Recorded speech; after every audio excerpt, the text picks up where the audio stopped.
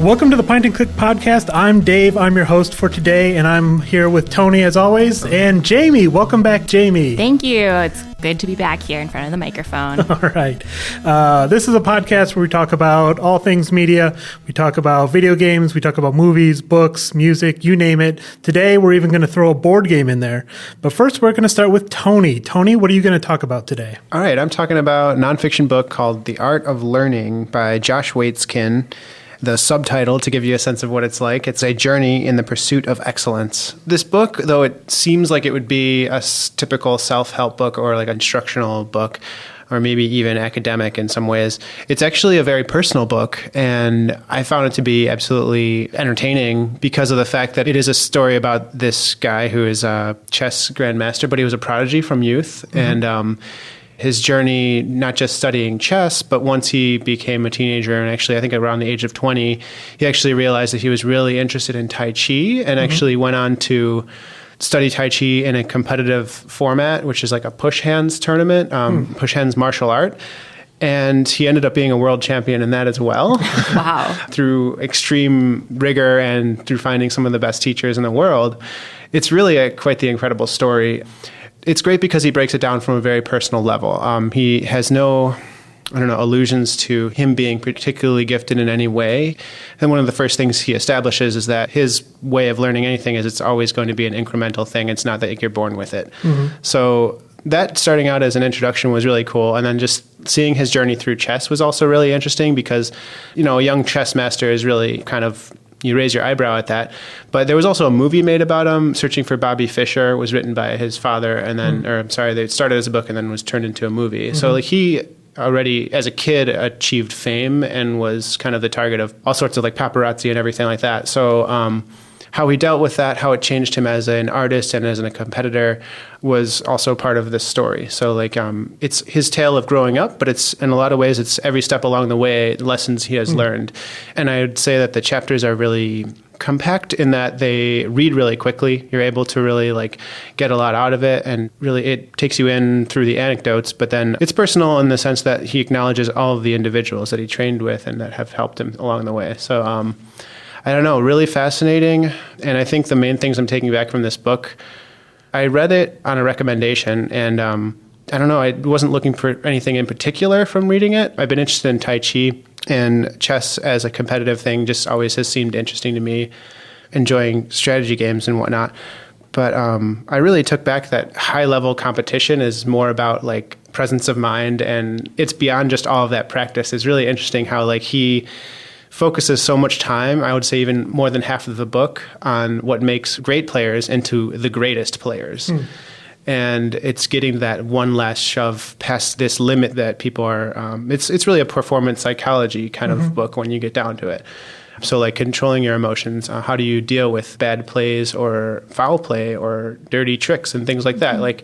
How do you emotionally keep yourself stable throughout your process of improving yourself? So I just thought it was so fascinating, and I'd recommend it. It's only available through Interlibrary alone right now. It's not that common of a book out there, but it was published in 2007.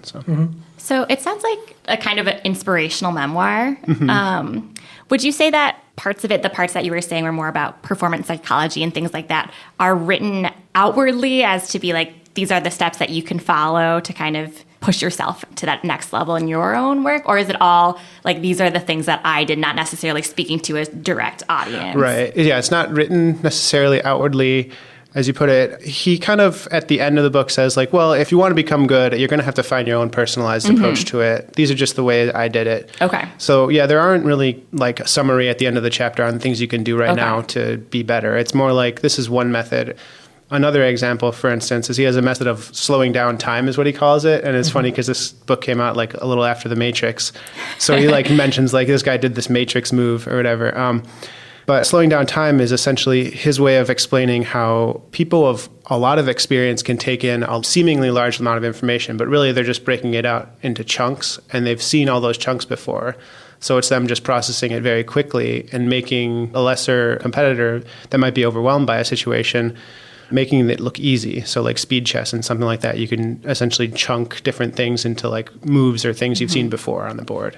So, I mean, that is a specific method, but I don't think he expects people to necessarily fit it in exactly like, because everybody's problems aren't in chess or Tai Chi. So, yeah, I'm particularly interested in the mindset point of view because I watched a lot of competitive esports this weekend, as a matter of fact, StarCraft 2. Yeah. And a lot of the focus is on just the rigors of the day. You got to wake up at 6 in the morning and you might be playing games for 18 hours. And a lot of it is how do you keep in the right mindset? How do you keep fresh? How do you stay? There's a big emphasis on physical fitness because if you're not physically fit, you're not mentally fit, you're not able to focus, you may be more likely to get tired, you may be more likely to become distracted. And so like all these factors figure into this. So did he make mention of how to hone those skills? Certainly. So one of the things about a chess tournament too is it's at the really high levels, it's such an intimate crowd of people, maybe a dozen competitors that almost go on a retreat for a week and a half, and you're having dinner and lunch, with these same people. So essentially psychological tells and things like that. But I think, his conditioning, I guess, in terms of how to stave off like maybe the nerves and the crushing kind of like fear of, well, if I lose this game, then I'm going to be down one game, and how that changes your perception. It's really fascinating because I think one of the most unexpected aspects of the book is what I said before about dealing with like foul play or like bad calls by, a judge. Or let's say if you're even playing a game, an esport, and like the connection is horrible or you're having computer problems, how would you emotionally deal with that? Because you feel as if you're competing in an unfair environment.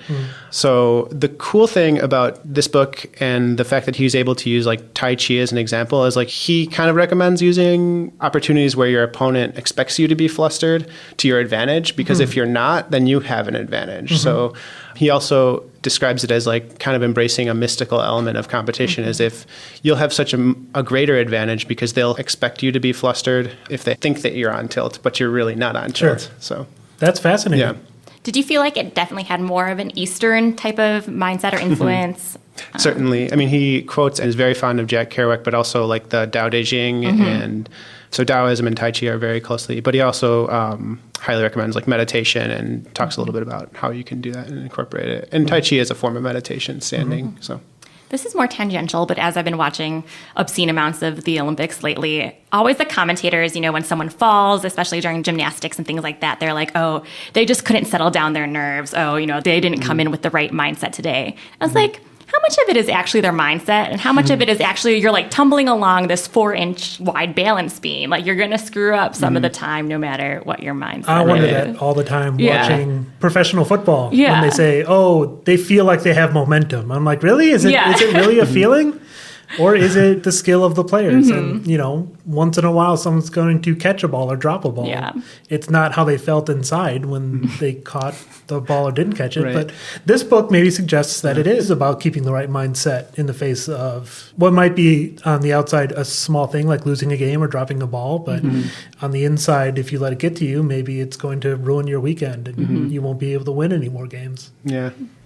Well, that sounds great. That is The Art of Learning. It's not available at DPPL. We don't have it on the shelf, but if you come in and want to place a hold, we can do that for you. Next up is Jamie. Jamie, what would you like to talk about? So I'm going to be talking about the website FiveThirtyEight, and you can access it by spelling out the numbers, 538.com.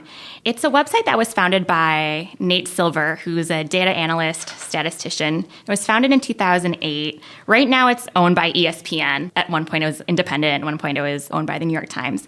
And what it is a type of journalism where they do have a lot of politics. They have a lot of sports analysis, a lot of pop culture, things that you would see on any local or national website that was focused on news. But it's all coming from a data perspective, where every article comes from the point of, let's break down these things and analyze it with huge, enormous sets of data longitudinally and seeing what the national news media is saying. Can that be supported by data, or are people just, talking out of the air? And so like right now, a lot of this stuff has to do with the Olympics.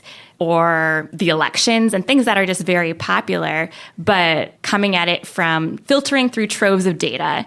And one of the things that they're known for is that in 2008, Nate Silver correctly predicted 49 out of the 50 states in the election, how they would go. Right. And so that's when he became very big. And then in 2012, he correctly chose all 50 states. And so they have a polls model where he and his team analyze and aggregate all the different local and national polls, but then they also weight it differently depending on the poll's accuracy, size, how well those polls have done in the past, different changes in demographics and things like that. And while my knowledge of math and statistics is very low, the website makes it both really easy to access this information for the layperson, like very good, very developed infographics, while at the same time making it very clear that there's been a ton of research going into this. Like the ability to make all these tiny data points very simplified, that a random person could read this and have a strong grasp on, the surface of what they're aiming at is really fascinating to me, especially when it comes to things like crossword puzzles and how this website figured out that someone was plagiarizing other crossword puzzles because of the amount of the same clues that were in both the Washington Post newspaper was too close to the ones that were in the New York Times. And they're saying, statistically, this is not possible. Right. And so he was plagiarizing. But the fact that, things like that, crossword puzzles, which you think would not have anything to do with data, is super fascinating to me. And they also have a couple podcasts. One is called What's the Point, which is how data is changing society right now. One is an election podcast. And one is Hot Takedown, which is only about sports data analysis, where they look at what all the newscasters and sports not pundits, but people who talk about sports on the news and things like that, like what their hot takes are during that week, and is that actually supported or not? That's interesting. That's almost what we were just talking about a second ago. Yeah. With people just making broad statements in sports and whether or not it's actually backed up by data or not. Exactly. One of the things that they just did recently is there's been a long-held view that the country that is hosting the Olympics kind of has this hometown advantage. That because the judges supposedly, feel some type of empathy or warm feeling towards this country, that they have an advantage.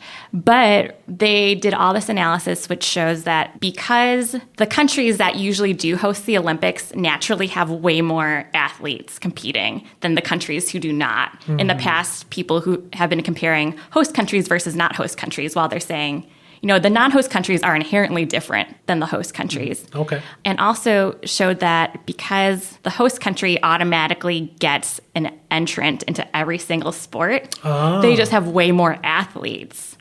And because of that, when you divide the number of athletes by the number of medals, it becomes very small between the country, whether they're the host country or not. So they do things like that, where it's maybe something you've wondered about while watching sports or something, but they just take it to the next level. From a librarian's perspective, is this a good tool? Let's say you're doing a research project. Would you think you would find anything on, what would you say is the breadth of the topics? Or would you say it sticks pretty closely to the news and the headlines and what's popular from what you've seen? The research, because it goes way back, is really fascinating. So they do a bunch of stuff on elections, but it's not just, this election. They'll go back for elections through history, politics through history, to the 1700s and things like that. And they all source and cite their information very carefully. So there's links to everything. So I would say if you're doing a research article like this, would be a good thing to go to, because they are very careful with where they're getting their information. And they do a lot about economics. They do a lot about like health and things like that. So I would say anything that's popular now but could reach back into different areas, you would be on it. Yeah. It's a lot of economics. Nate Silver studied economics, and a lot of this stuff is extrapolated from his work on baseball statistics and baseball analysis. So just having that applied to, music and things like that is really interesting to me. Yeah. Awesome. And how often would you say it's updated? I mean, like articles release often? There would be multiple a day in different fields, because they have a large journalism team, Okay.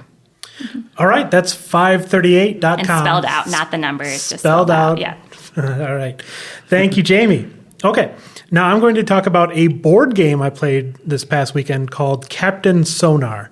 Captain Sonar is a game played by 2 teams, and it plays 2 to 8 players. Ideally, you want 8. You want 2 teams of 4. And what you are doing is your crew's on a submarine, and each one of you has a specific role. One person is the captain. The captain sets the course of the ship. If you're turning north, if you're turning east, and you've got a little map in front of you that looks like a battleship map with little islands on it. It is a grid with dots. And so you make your way, through the sea. And they relay that information to 2 people. The first mate, who sits to the captain's right, and the first mate is in charge of various systems. So they have a sheet with like torpedo systems and sonar systems, and each time you make a move, they get to fill up a little circle, and when the circle is full, then they get to do that thing. They get to launch a torpedo, or they get to activate the sonar. To the right of the first mate sits someone playing as the engineer. The engineer is kind of the opposite of the first mate. Whenever you make a move, something breaks, and the engineer has to mark down what breaks. Maybe it's something in these systems, in the sonar system, in the torpedo system, something like that. So these 3 people are basically just making little marks on a board with a dry erase marker. And on the other side of a big screen is another team doing the same. Now, on the other side, to the left of the captain, sits the radio operator. And it is the radio operator's job to figure out where the other submarine is. And the way they do this is by listening very carefully to what the other team is saying out loud. So every time the captain says we're turning north or we're turning east, the radio operator makes a little mark on their transparency sheet, either north or east, and then they try to move the transparency sheet around and see where it lines up on the map. So they say, oh, they're definitely in sector 4 because there's an island here that couldn't have turned east there. They had to turn north. And they relay that information to the captain, and then the captain drops a mine or fires a torpedo. If you take 4 damage, your sub is destroyed, and the firing team wins. This game is also played, ideally, there's several different modes you can play, but the way they recommend is in real time. There's no turns, there's no one at a time back and forth, you just go. If one team is talking faster than the other team, then that team is moving faster than the other team and firing torpedoes faster than the other team. So it can get frantic where the captain's barking orders. They have to wait for an okay from the first mate, okay from the engineer, then they bark the next set. And everything has to be verbalized. You can't make secret notes to each other so that You can totally make secret notes to each other. You can absolutely do that. But the course has to be said out loud. Okay. To make it fair to the other team's radio operator.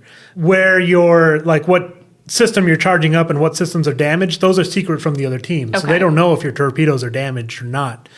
The radio operator is just frantically making marks and showing the captain, like, I think they're here or I think they're here. And there's also things like when you activate sonar, the captain of the team that activates sonar tells the other team, we are pinging sonar. Then it is on the other team's captain to give 2 pieces of information, either their X coordinate, their Y coordinate, or the sector they're in. The sectors are like a grid of 4 squares or 9 squares. One of those things must be true and one of those things must be false. Ooh. So you have to think of a lie quickly and hopefully a lie that isn't obvious, or like, oh, obviously, their row X was a lie because there's no way they're in 2. They've gone east 3 times. So you have to be able to come up with a lie quickly because you're sitting still while you're answering the other team. You're not barking orders. Yeah.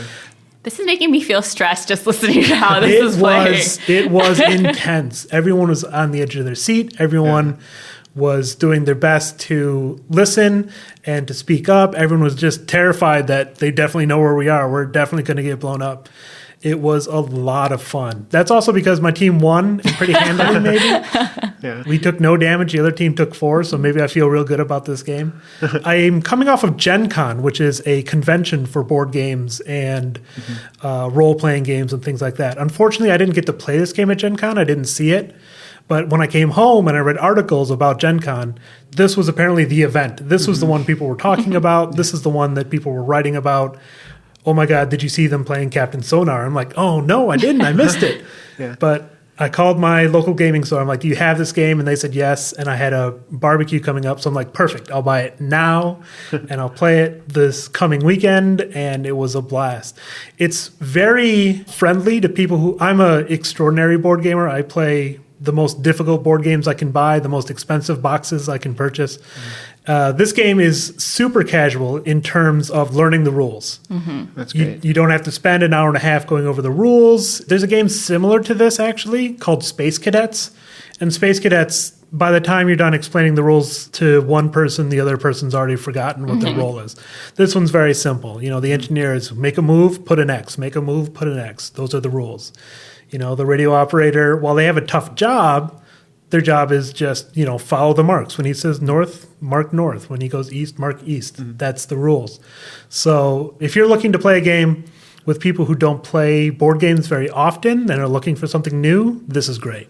How long is the length of one game? The box says 45 minutes. I think we took slightly longer than that. Okay. Less than an hour, though, to play the game, which is not bad. Again, I play games that take 6 hours to play, 8 hours to play sometimes. So this was refreshing.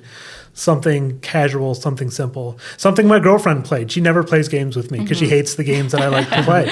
But this game, she sat down and she was our radio operator and she delivered. You know, we found the enemy ship and, you know, this was her first time playing and my first time playing. And I feel real good about the amount of teamwork you have to put forward and the amount of strategy you're trying to employ. Like if we went slow and took turns, I bet we could have done a much more clever job of evading the other team, but you don't have time. You just got to go, go, go. So if you're looking for something intense and frantic, Captain Sonar is the game for you. Maybe we should bring it to the next Pint and Click. Yeah, you can that's a borrow good my idea. copy. Feel free. Yes. Yeah, that's a It great plays idea. 2 to 8. 8 Okay. is the best because that's 4 people on both sides. But if you play 6 players, then the captain and the first mate are played by the same person. So you can play with less. You can even, it says you can play with 2, with one person doing all 4 things on both sides. That sounds crazy. I'd never recommend that. But we played it with 6 and it played just fine. So that's not so bad.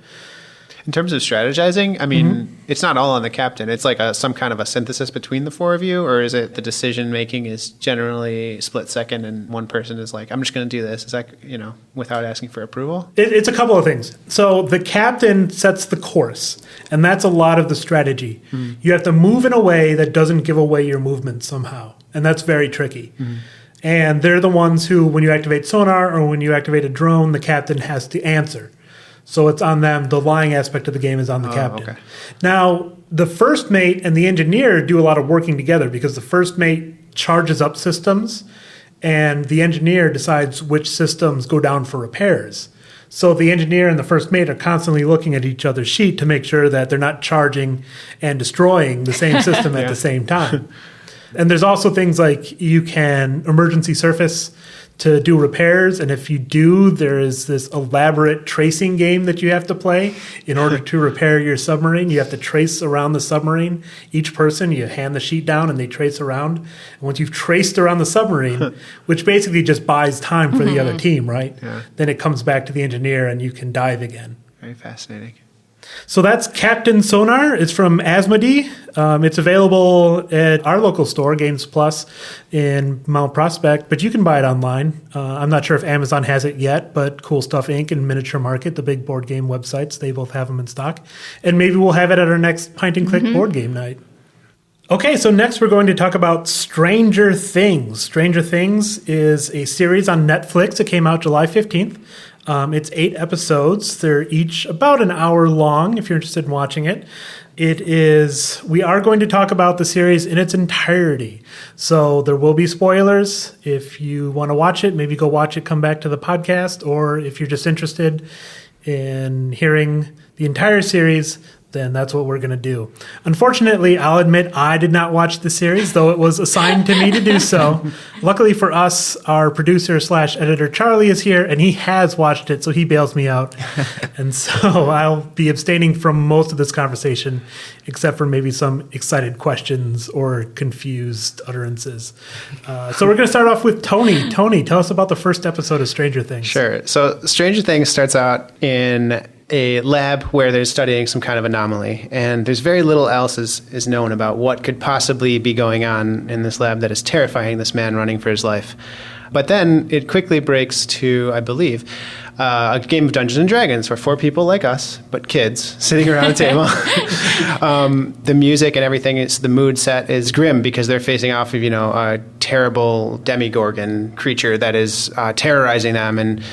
And they get to the climactic battle, and it's, the tension is real in their faces and everything is real.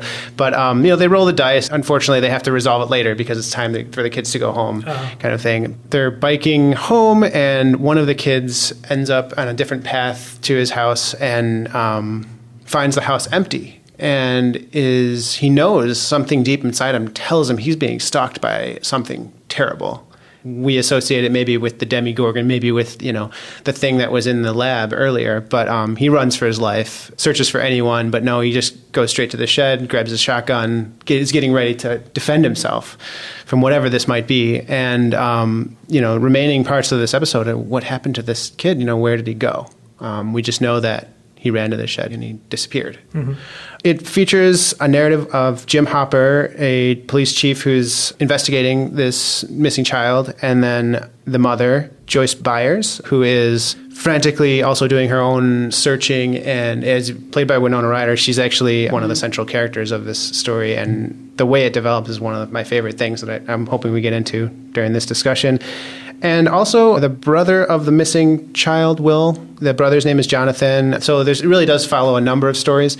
This one is kind of a narrative between him, maybe a girl he likes, or a girl he's kind of stalking, and her name is Nancy. Her relationship with Steve Harrington, who is like the cool kid, of the school, and she's hanging out with him. So that's kind of like an older teenager, high school years drama, kind of reminiscent of John Hughes kind of films. Mm-hmm. And then, of course, the kids also trying to piece together what happened to their missing friend, who actually have one of the coolest storylines because they encounter the strange things much sooner than everybody else, I would almost say. Mm-hmm. So hopefully that at least introduces you to the world a little bit. Mm-hmm. I mean, we can get into specifics now if you guys wanted to chime in. Yeah, and I think the huge character in this piece is the 1980s because it's 1983, and that is so clear from all the references, the music, the clothes, the wood paneling, the posters. It's just, they absorbed 1983 into this world, and that was one of the things that makes it so interesting, especially since I was not alive at that time. But, we have this 80s nostalgia, and also just the backdrop of the Cold War and how that definitely defined the government, the shadow government, and kind of the nefarious purposes that they were willing to put small children against. I think that it's really well done because it's not just a nostalgia piece. Mm-hmm. If you have watched a lot of old VHS films from the early 80s, then you'll notice a lot of the same tropes. There's the kids who might be reminiscent of The Goonies or of Stand By Me. Mm-hmm. There's a odd little girl with telekinetic powers, maybe a little like Carrie. There's a secret government laboratory that might be doing something nefarious. There's a sensory deprivation tank that could give you special powers like altered states. But it's not just a fusion of references to old 80s movies. It's got a lot of heart to it. Mm-hmm. You really start to care for all of the characters over the course of the show. And it also manages the trick of not seeming like an 8-episode, 8-hour miniseries. It just feels like a really good 80s movie that you jump into and you don't notice that your entire day has gone away. Exactly. Where it's like 2 a.m. It's like, shoot, maybe I should go to bed. But it's very rewatchable and each episode leads so well into the next that it's very easy to binge it all. Yeah, I watched some of the episodes 3 times because I was trying to get different members of my family to watch it with me. But yeah, like Charlie was saying, the characters, you care so much about the characters. And I think that one of the highlights of it is that they do these 12-year-olds so well. And I think it's often that in movies or in TV shows, the way that they treat these kids or, these budding adolescents is either they're kind of just like flat characters where they're too childish, or that there are these prodigies that are not realistic characters. But here you see them fighting and squabbling with each other in a very realistic manner. But you can also see like the poignancy and the pain that comes from being the 12-year-old or however old they are. The relationship with Elle, the girl who they find in the woods, who is one of the government experiments, was really, well, I would say tear-jerking, but I think my tears are jerked quicker than other people's tears, in which I kept crying at during points of this. And then my husband was like, really? Now? But yeah, and the interesting thing with the Elle and the kids storyline is I love it because they really got away with being their own unit for so long in the narrative. I think it wasn't until episode 7 out of 8 that they actually linked up with the rest of the crime solve, the rest of the chief and Joyce working together. So it was, they simply were working at these giant issues, this giant problem right in front of them. And they had it right. They were the most right out of any of the other efforts to try to find Will. And of course, once the adults find out what's going on, they lock the kids in the gymnasium. And it's like the throwback, or not throwback necessarily, but how it refers to Stephen King's It, where it's not only do the adults not get it, but that the adults don't have the capability in the same way that the kids do, where they kind of don't tell them just because we have the ability more so to solve this. Yeah. And it's always nice to have more positive portrayals of nerds. Well, they use a D&D board to explain the relationship between like this space and like a dark space, the upside down. Yeah, they're into The Hobbit, and they're into Star Wars, and they're into their science teacher. The science teacher is like the only positive masculine figure in the thing. He's super nerdy, but he's the only like positive viewed character that's male, which I thought was interesting. That's true. He doesn't have like a blaring character flaw like Jim Hopper, the chief. But he does have a really funky mustache. Yes, he does. But that's characteristic of the 80s. So how does this break down episode by episode? Is it like they get one step closer to understanding where Will is, or people tell me there's an X-Files bent to this. So I kind of wondered if it was like Monster of the Week style. Is it like that? Well, every episode is called a chapter. So it's sort of like the plot moves forward very sequentially. Okay. Right. I personally was hooked after, it took me a few episodes to get me hooked because of the fact that I wasn't like completely engaged with it. But once episode 3 hit, there was like a reveal that was so contrary to what you were being told. It was like a body showed up, it just didn't make sense. So it's like, it really raised my eyebrow. And I was like, wow, there's so much more to this show that we still haven't seen, so that was the point where I started getting glued to it. But I would say that even though that was maybe a cliffhanger, and they do kind of cliffhangers that lead into the next one, it's not always like that. It's I don't know. Yeah, I feel like a lot of the cliffhangers are character related or like personality developments too, more than, and definitely not like a Monster of the Week kind of thing, because there's only one monster. Okay. Right, it's not formulaic and like that. Which is one of the interesting things. Why is there only one Demogorgon in the Upside Down? Yeah. In season 1, at least. In season 1, at least. Which is the only season that exists currently. Exactly. And we don't even know if there's going to be a season 2, despite its large popularity. What would you both want in the next season? Because some people want it to be more of like an anthology show, like American Horror Story, where goodbye to these characters, just another series of Stranger Things. And some people are like, we want this story to continue. Because they left it kind of, a lot of the big plot things were continued, but it does leave the possibility that it can move forward. I think the only thing that I really want to see is Steve's terrible friends to get their comeuppance. Bash all their cameras and things like that. Because every time they show up, they're just the worst. They are the worst, like prototypical 80s high school bullies, break the loser's camera, everything. But we don't really know what happens to Elle at the end. Right. And we still have the questions about, there's still something alive that is not of this world lurking in the shadows still. And in Will's body. Right. I guess I would like to see it continue through this storyline, and maybe just like if there was another cast, maybe they just reprise the roles of several of the characters, but maybe not all of them. Maybe it's going to be a longer season. I don't know. So it's hard to say. And considering that the monster is sort of sprung from this MK Ultra government project, who knows how deep it goes? I'm guessing that's just a resource they can keep going back to. Exactly. If Elle is 11, we could look at 1 through 10, see whatever their stories are. Yeah. What I liked about Elle is that it's really hard to find female girls at that age, like 12, and have them be so not hypersexualized. And she was not. And I think maybe one of those was the idea of her being bald, and we have a lot of associations with hair and things like that. I was reading an article that they said that her father cried when they shaved off her hair for this role, where they're like, oh, but then her family liked it afterwards. But that her strength and power and stuff was not related to her sexuality at all was really cool.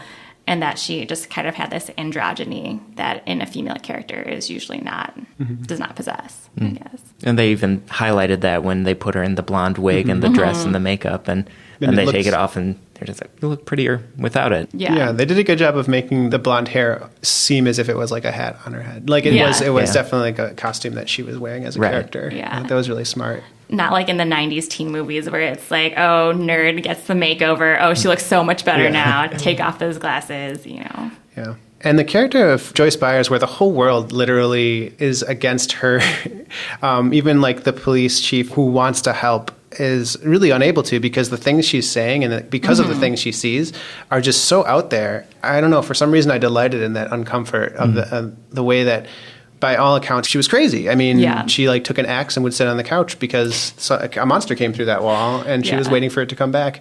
You know, reading signs through Christmas tree lights that her son was sending. She created this whole system where she could communicate with him, and it was like this awesome building of tension. But what a cool character that ended up, you know. I just love the fact that she crescendoed into this kind of at odds with the world, but then everybody else caught up with her. And then finally at the end of the series, she's, you know, serving dinner to like the kids. It's just great. Everything's back to normal. Yeah. Or is it? Yeah, minus the slug things coming up someone's throat. Yeah. But yeah, I thought that was great. The way that they made those flashing lights so ominous, that one scene where Nancy and Mike's younger sister, who's like 2 years old, follows down the hallway, and then all the lights are just flashing and flashing, and like you're like, oh, someone's gonna die, and just they're making these benign things just really terrifying. And also the sections where Elle was trying to access like the Russian speaking, where it's just all black, and she's just in her little swimsuit, and how there's no scene in the background, I thought was a really interesting visual, or lack thereof, to kind of stage it that way. Right. Again, returning to that 80s style is like maybe they just didn't have anything more surreal to work with. I mean, green screen would have looked, there was no really good set for like an abstract world quite like that. And I think it was cool not to have so many computer-generated things in those scenes. It seemed like most of the special effects were, what do you call it when it's not practical? Yeah, practical effects. And it just sort of added to this feeling like this isn't an homage to an 80s film. This is an 80s film. All that was really missing was like the VHS tracking interference. And I think the monster itself was really interesting to me, because in the interview with the Duffer Brothers, they were saying they wrote down lists of all the things that would scare them about monsters. Like, so it had to be something that looks kind of like a human, but isn't exactly, it not really having a face, which is the part that I kept repeating over and over again. Like, a man without a face was creepy. And it was also used so sparingly that every time it showed up, it was kind of a jolt. Yeah, because it was just like a shadow. It's like the shadow in this picture, or just a flash across the screen until the end. Yeah, they did a good job of keeping our knowledge so limited about what was going on and why it would strike and where. Yeah, and I think in this time where all our TV shows and movies are so full of excess in terms of special effects and things like that. Sure. This was the limitations, some by necessity, because they said that their budget was really small, so they couldn't make these lavish sets in certain places or lavish effects. Really, the sparseness made it really different and really unique, and like stuck with me. Especially Elle, like she doesn't speak very much. She just speaks in, you know, fragments or one or two word sentences, and that really makes it, what's unsaid is very meaningful. Well, and the way characters interact with a scene, so much is said without words in that show. I mean, characters interacting by kicking things or breaking things. That's how they're showing their anger. So I'm definitely going to rewatch it. Yeah. I know that I'm watching it a second time, hopefully bring someone else into the fold and watch it with them. But yeah. Well, I am completely bewildered at this point by slug things and a man without a face, and sorry, that's all right. That's all right. It's semi-cryptic for you. I'm excited to find out what all these things mean. So we can watch Stranger Things on Netflix. It's about Like I said, 8 episodes, about an hour long apiece. And That could be a Saturday afternoon to evening. that could. Yeah. Just get it all done all at once. All right. Well, that's going to do it for us here at the Point and Click Podcast. Thanks for listening, and we'll see you next time.